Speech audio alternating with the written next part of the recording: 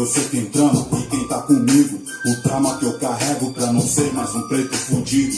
O trama da cadeia em favela. Túmulo, sangue, sirene, choros e velas. Passageiro do Brasil, São Paulo, agonia. Que sobrevive em meias honras e covardia. Periferias, vielas, cortiço. Você deve estar pensando que você tem a ver com isso. Desde o início, por ouro e prata. Olha quem morre então, veja você quem mata. Recebe o mérito, a farda que pratica o mal. Fala rapaziada, tudo bem com vocês? Professor Fernando aqui na área e hoje, nossa, homenageando esse cara, esse poeta, o Mano Brown e o Nego Drama, que tem tudo a ver com a história do Brasil. Nós iniciaremos a nossa aula falando sobre urbanização do Brasil. Só lembrando vocês que essa aula é a aula 8 da apostila B, Urbanização 2, Urbanização do Brasil. Bem, como vimos nas aulas passadas, o Brasil pertence a parte dos países que não é desenvolvido. Então nós tivemos uma industrialização tardia, logo também uma urbanização tardia. E o que tem a ver com isso? Então, meu jovem, tem tudo a ver. Por quê? O Brasil, por muitos anos, foi um país agrário, foi um país onde as pessoas viviam em maior número no campo. O Brasil foi se tornar urbano apenas na década de 1960. Olha só quanto tempo depois. Então, eu separei para vocês aqui algumas coisas interessantes para a gente discutir. Então, lembrando vocês, o Brasil é um país de industrialização tardia, logo a urbanização também é tardia. Aí todos aqueles problemas gerados na urbanização tardia, uma urbanização acelerada, uma urbanização descontrolada, isso explica boa parte dos problemas existentes no nosso país. Mas enfim, vamos lá, vamos um pouquinho no contexto histórico, né? O nosso país, querido país, Brasil, ele tem uma estrutura de exploração. Os ciclos econômicos brasileiros, então, os primeiros grandes aglomerados de população ocorreram onde existiam ciclos econômicos. Obviamente, logicamente. Então, cana-de-açúcar, Nordeste, a primeira capital, Salvador, depois o ciclo do ouro, muda a capital, né? O ciclo do café, o ciclo da borracha lá em Manaus, ou seja, o Brasil ele é um país exportador, explorador de matérias-primas. E onde são fabricadas as principais matérias-primas? No campo.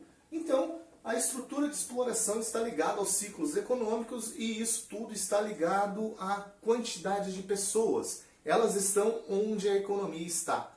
Então, obviamente, logicamente, o Brasil é um país totalmente agrário por muitos e muitos anos. Então a maioria da população, é claro que não existia tanta gente assim como existe hoje, mas a maioria das pessoas viviam no campo. O tempo foi passando, os ciclos econômicos foram mudando e aconteceu algo muito interessante no século XX.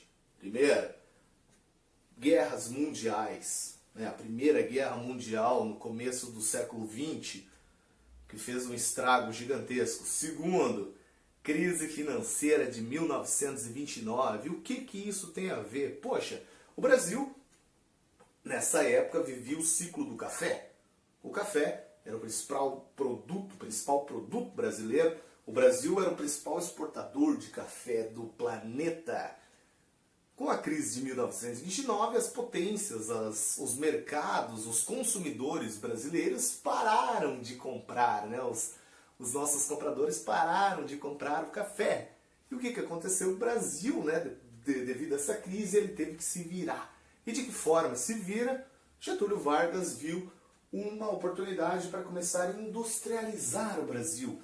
Pega toda essa estrutura deixada pelo café e usa, né, os grandes magnatas, as grandes oligarquias começam a investir em indústria no Brasil. Então A partir da década de 30, 40, nós começamos a falar em indústrias brasileiras porque o governo ele começa a investir.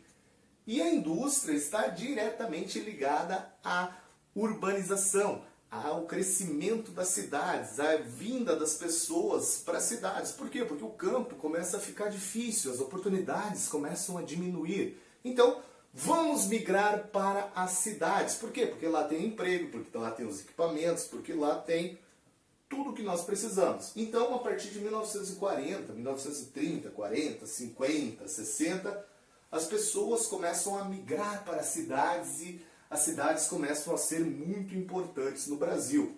1960 acontece outro fator que esse sim é definitivo para a urbanização brasileira. Revolução Verde. Chega a tecnologia no campo brasileiro. Então você sabe, né? Tecnologia custa caro, custa dinheiro e as pessoas vão sair. Por quê? Porque o pobre nunca tem vez, né? O pobre, ele está lá no campo, já com uma condição muito ruim, acaba se tornando pior ainda. Vão para a cidade. E isso daqui, essa Revolução Verde, é totalmente ligada a esses tópicos aqui, ó, favelização, segregação e gentrificação. Mas a gente já vai falar sobre eles logo logo. Então, tudo está ligado. Então, o Brasil se torna urbano a partir de 1960. E isso começa a crescer cada vez mais. Essa aglomeração, principalmente nos grandes centros urbanos, nas grandes metrópoles brasileiras, em São Paulo, Rio de Janeiro, no Sudeste, está fervendo de gente. Vamos para o Sudeste, porque o Sudeste é o que há.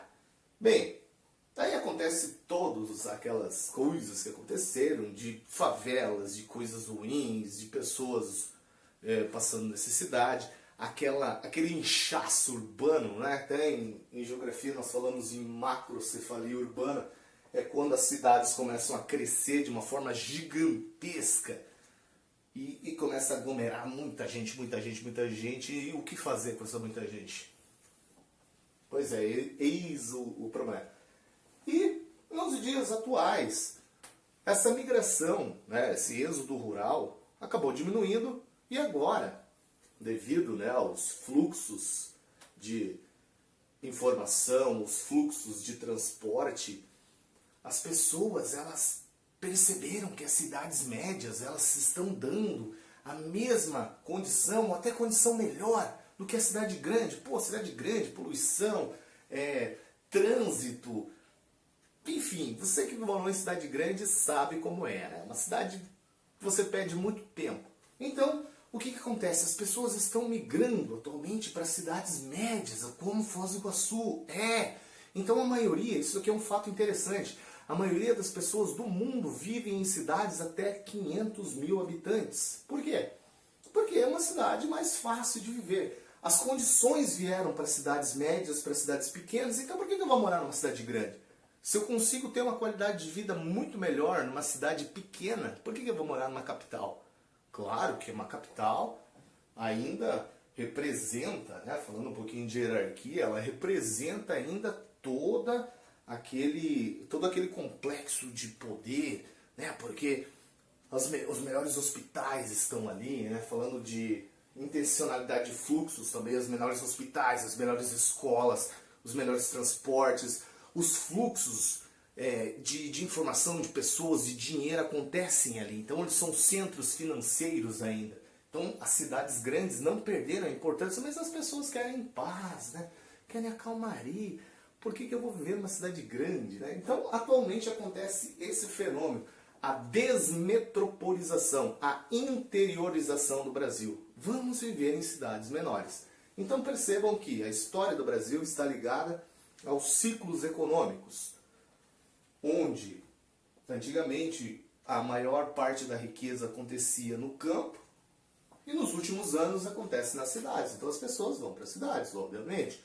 As melhores condições, as melhores oportunidades de emprego estão nas cidades. Beleza? Tranquilão? Então a hierarquia urbana no Brasil funciona dessa forma. Quanto mais... como é que eu sei que uma cidade é importante no Brasil? Através dos seus fluxos, do seu número de habitantes também, mas principalmente pelo fluxo, né? Pelo fluxo financeiro. O que que essa cidade representa para o Brasil? Por exemplo, se pegar como até o nosso querido Nego Drama e o Nego Brau, aqui, o Mano Brau, eles são da cidade de São Paulo, eles cantam a realidade da cidade de São Paulo. A cidade de São Paulo é uma cidade muito importante para o Brasil. Por quê? Porque ela concentra os maiores fluxos financeiros, fluxos de transporte, ou seja, é um centro financeiro brasileiro. Existem outras cidades importantes no Brasil? Claro que existem, as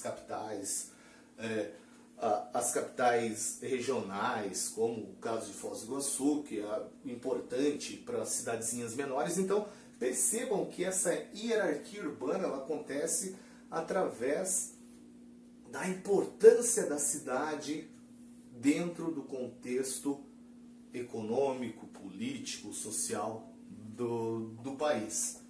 E no livro de vocês tem alguns conceitos aqui, olha só, de megalópole, grande metrópole, metrópoles, capitais regionais, que vocês vão dar uma lida aqui e vão notar. Isso está na página 34. Dá uma lidinha ali que tem algumas especificações bem interessantes, que eu não vou ficar lendo aqui porque vai se tornar muito chato, né? Vamos, então, existe essa hierarquia, né? Como tudo existe hierarquia. Bem, o que organiza essas cidades? Será que existem leis para cidades? Será que existem normas para essas cidades? Claro que existem. Então, existe o Estatuto da Cidade. Aqui no livro de vocês também, olha só. O Estatuto da Cidade é uma lei de 10 de julho de 2001, que regulamenta o capítulo da Constituição Federal de 88, que denomina política urbana.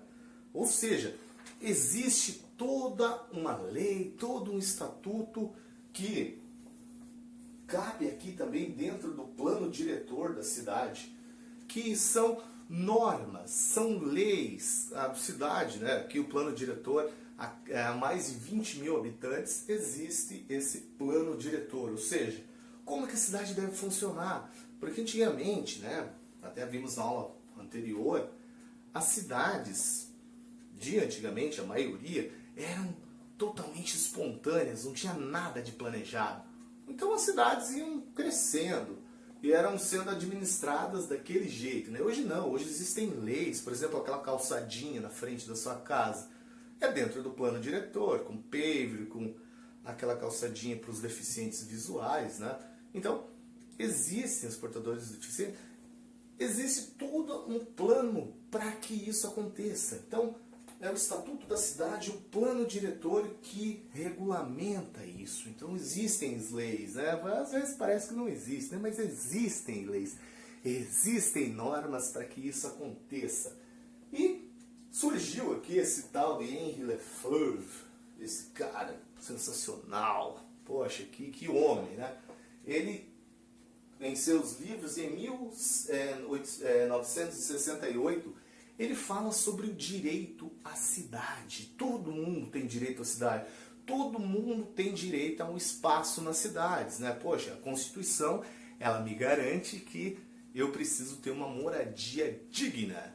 Eu preciso ter uma moradia digna. O Estado precisa me dar uma moradia digna. Eu preciso ter um lugar para viver. Então, existe esse direito à cidade.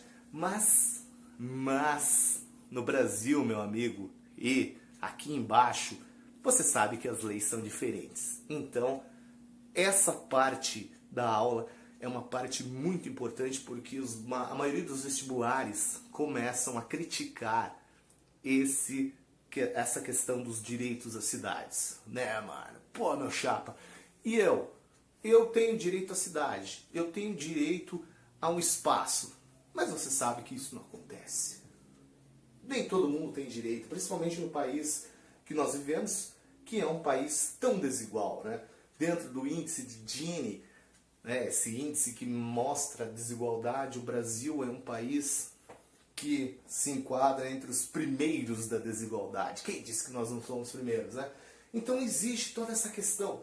Imagine o seguinte, imagine aqui, né, na década de 30, na década de 70, 60, que uma grande quantidade de pessoas que não tinham condições no campo, já não tinham condições no campo, migraram para as cidades. Poxa, vamos viver na cidade porque a cidade é a nossa vida. Nananina não. Eles eram pobres no campo, foram para a cidade, se iludiram. Totalmente se iludiram. Aí surgem as primeiras favelas, né? Esses aglomerados de pessoas, sem nenhum tipo de planejamento, em áreas de risco, em áreas onde existe uma lei de preservação ambiental, mas vamos fazer o quê? Cadê o plano diretor nessa hora? Cadê, né, o Estatuto das Cidades? Cadê a Constituição que legitimiza o cara a ter uma moradia digna? Poxa, você acha que o cara que está na favela ele está lá porque quer? Não, claro que não. Então, esses desastres que acontecem, né? Os deslizamentos de terra, quando dá uma chuva, uma enchente, são os primeiros a sofrer. Por quê? Porque eles estão morando em condições precárias. Ou seja, as cidades, principalmente as cidades dos países subdesenvolvidos, elas não conseguem absorver, não conseguiram absorver essa quantidade de pessoas que vieram do campo. E o que acontece? Eles são jogados às margens, né? Surge o contexto do marginal, né? Vida louca e tudo mais. Então, isso também nos dá o conceito de segregação. Segregação, divisão. Existem lugares nas cidades, e você sabe muito bem, que nem todo mundo pode frequentar.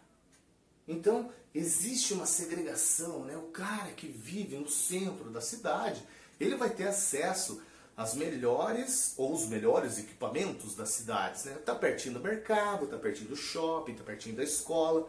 Agora o maluco, um mano que mora longe, 20 quilômetros, 30, falando em Foz do Iguaçu. Em São Paulo tem peão aí que pega um ônibus e fica 3, 4, 5 horas dentro de um ônibus para chegar ao trabalho. Por quê? Porque mora longe. Então ele é segregado, ele é jogado às margens. Porque nem um prefeito quer pobre, uma favela no centro da cidade, né? Cá entre nós. Então, há essa segregação. Mas só que hoje existe uma segregação voluntária. O que é uma segregação voluntária? São as pessoas que elas se afastam porque querem, para fugir de tudo isso, né? Aqueles condomínios fechados hoje, cada vez mais é possível observar isso, né? Condomínios fechados longe do centro da cidade, onde geralmente eram pessoas pobres, mas aqui, né? Condomínio fechado, tudo de luxo. Então, uma segregação voluntária para fugir, para ter uma paz. Eu vou morar no sítio, eu vou morar numa chácara, né? Vamos fazer um condomínio ali. Mas o que mais acontece no Brasil, devido a todas as questões políticas públicas que vêm de 500 anos de história, é uma segregação involuntária. Involuntária. E hoje, o que está acontecendo? Aqui na nossa cidade já aconteceu uma tal de gentrificação. Gentrificação. Vamos pegar esses locais mais feios, mais abandonados, mais descuidados, desplanejados da cidade e vamos melhorá-los. Vamos dar um ar, vamos dar uma cara nova a tudo isso, né? Como que eu faço isso? Vamos fazer uma praça, vamos fazer um ambiente mais planejado, mais bonito, mas aí cabe a crítica, porque aquelas pessoas que estão ali, como eu falei, elas estão porque elas não têm opção. Poxa, só chegaram ali e tudo mais. E acompanharam. Vamos ali porque não tem outro lugar para ir. Então o que acontece? Essas pessoas que estão aqui, que sofrem com esse processo, muitas vezes elas são jogadas para longe e ao invés de ajudar, acaba segregando ainda mais. Então a gentrificação é essa questão de pegar espaços públicos e revitalizá-los. E muitas vezes o povo acaba sendo jogado às margens. Eu conheço outro conceito também de gentrificação muito interessante, que é quando você vê um cara assim, né, vestido com uma touca, um Ray-Ban, você já joga um conceito para ele. É uma forma de preconceito. Fala, um cara de touca, de óculos, andando, sim, tatuado, ele só pode ser vida louca, ele só pode ser, sei lá, drogado, alguma coisa assim. Então isso é uma gentrificação, é você observar também a pessoa e dar um preconceito a ela. Você olha assim, poxa, esse negro nunca pode ser um dono de alguma coisa, ele só pode ser um empregado. Mas isso é assunto para outras aulas. Mas enfim, gente, a urbanização do Brasil se deu de uma forma assim bastante interessante e seguindo o padrão dos países subdesenvolvidos que cá estamos. Belezinha? Então, vamos para as atividades. Deixa eu tirar esse negócio aqui, porque senão eu não enxergo nada. Vamos colocar esse daqui, agora está quente também. Vamos lá, gente. Testes, assimilação. Na página 36. O que diz aqui? Olha só. Percebam que os testes de vocês eles vão trabalhar muito mais nessa parte dos problemas do que da própria história. Mas isso não significa que vocês não devem estudar a história ou ter em mente a história da urbanização do Brasil. Não façam isso, né? Por favor. Então, vamos lá. Vamos fazer algumas atividades aqui e vamos discuti-las. Temos um tempinho aí. O problema do zoneamento urbano. Isso na página 36, atividade número 1. Nas áreas urbanas, o zoneamento e a ocupação dos espaços têm atendido interesses de especulações imobiliárias. Um contexto muito interessante aqui. O que é uma especulação imobiliária? Você tem um lote em determinada área da cidade e segura ele. Vamos vender? Não, vamos ficar ali. Calma, não preciso vender. Deixa aquele lote ali parado, deixa aquele negócio parado, até quando ele render mais. Quando ele rende pra caramba, aí eu vendo. Tipo, eu estou especulando. Então, muitos disso no Brasil acontece, né? Que sempre privilegiam os grupos detentores do capital, quem tem grana. Com melhores locais, concentrando os membros da sociedade com baixa renda nas áreas excluídas. Olha aqui, né? A segregação. Se você não tem dinheiro, meu irmão, você não mora no centro da cidade. Falta condições mínimas de ambientes onde residem, estimula a ocorrência de problemas relacionados à saúde, segurança, educação, promovendo um ciclo vicioso de pobreza. Então, no centro da cidade é tudo muito bonito, né? Nas periferias, o caos toma conta. Por quê? Porque não existe planejamento. Então, dá pra gente fazer uma crítica bastante interessante sobre o conceito de estatuto de cidade e tudo mais. Mas vamos para as atividades. Considerando esses argumentos, qual das alternativas abaixo apresenta áreas com nenhum interesse especulativo imobiliário em um município que consequentemente é ocupada de forma majoritária pela população de baixa renda? Bem, é só observar as cidades. Observe nas margens dos rios, que são as áreas de risco, né? Se você mora numa cidade grande, você vai perceber que nas áreas de risco é onde existe a maior parte da população carente. Então, a resposta é essa, né? Nas margens dos rios, de canais urbanos e nas encostas. Poxa, os morros já nos dá a resposta. Então, quem que vai querer construir alguma coisa ali? É uma área de risco, é uma área que nem se pode, segundo, né, o Estatuto da Terra, toda a questão do Código Ambiental, não se pode usar isso. Então, por isso que essas pessoas ocupam esses lugares. Então, respondido aqui. Número 2.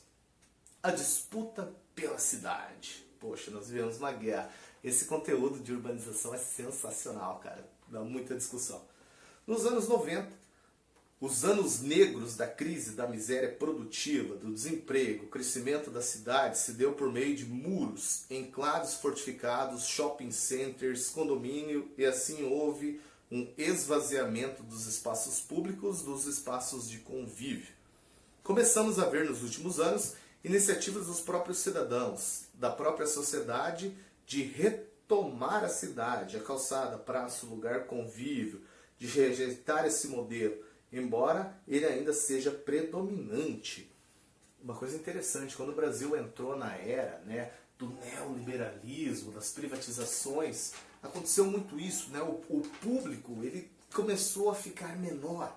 O privado, ele tomou conta. Então, é um movimento contrário. Agora, vamos voltar os barzinhos, os cafés, nas praças, etc. Então, as iniciativas cidadãs mencionadas rejeitam o modelo urbano que predominante, urbano no predominante que, poxa, isso é uma segregação espacial, né? Poxa, eu quero estar ali no meu café, mas eu não posso. Então, promove a segregação. Letra E. Vamos ler a última aqui, para não ficar tão grande.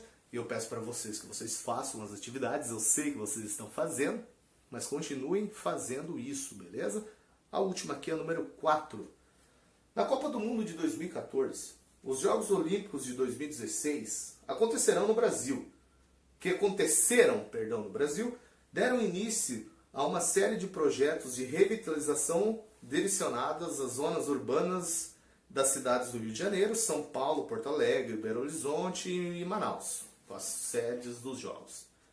Um dos possíveis efeitos disso diz respeito ao enobrecimento dessas zonas por meio da especulação imobiliária que ocasionaram, em outros casos, valorização dos terrenos, casas e apartamentos. Uma coisa interessante, né? Antes das Copas do Mundo, as áreas onde os estádios foram construídos moravam pessoas comuns. Mas com a construção desses estádios começou a valorizar os imóveis. Então, poxa, vamos tirar esses caras daqui, né? Consequentemente, poderá haver uma transformação pautada em condições econômicas no perfil de pessoas que passarão a viver e consumir serviços em tais áreas. Qual alternativa representa o nome desse processo? Retirando pessoas, gentrificação. Galera, então, essa foi a aula de urbanização. Eu espero que vocês façam as atividades, leiam o conteúdo que a aula 8 nos diz respeito e continuem firmes nessa estrada que logo tudo isso passará, beleza? Então tamo junto, na próxima semana estarei lá respondendo as questões, os chats e o que vocês tiverem de dúvida. E bons estudos para vocês. E curte o som aí, hein?